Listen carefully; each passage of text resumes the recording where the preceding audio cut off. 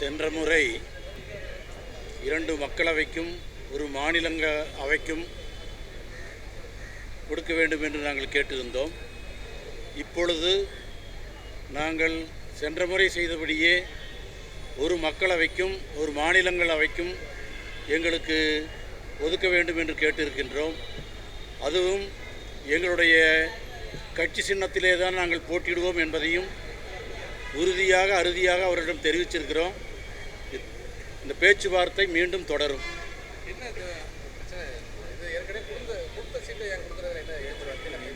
அது அவங்ககிட்ட தான் கேட்கணும். சின்னத்தை கொடுக்க மாட்டேங்கிறாங்களா, உதயசூரியனில் போட்டியிட சொல்கிறாங்களா, இல்லை ராஜ்யசபா ஒப்பந்தம் செய்ய மாட்டேங்கிறாங்களா, என்ன எல்லாமே அவங்க தலைமையில் கலந்துட்டு முடிவு பண்ணுறோங்கிறாங்க. என்ன சொல்கிறாங்க சார்? அது எதுவுமே சொல்லலை.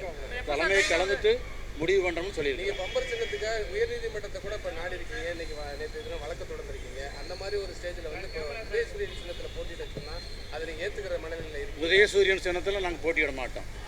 எங்களுடைய சின்னத்தில் தான் போட்டியிடுவோம். ஒருவேளை உதயசூரியன் நிர்பந்தம் பண்ணால் மதிமுகவோட நிலைப்பாடு என்னவா இருக்குது?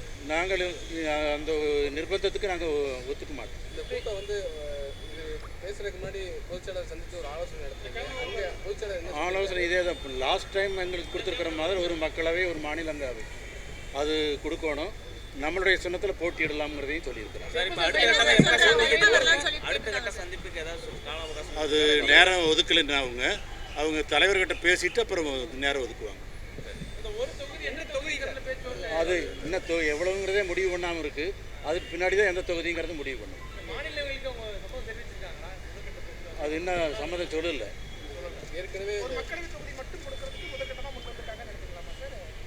இப்போ அது இன்னும் அறுதியாகலை. அதனால் நீங்கள் எதுவும் எடுத்துக்க வேண்டியதில்லை. முடிஞ்சதுக்கு பின்னாடி பண்ணிக்கலாம். நன்றி, வணக்கம்.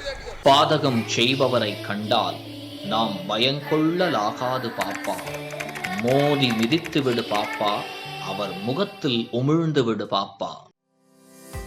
அண்மை செய்திகளை உடனுக்குடன் தெரிந்து கொள்ள இணைந்திருங்கள் இயம்நாடு தொலைக்காட்சியுடன்.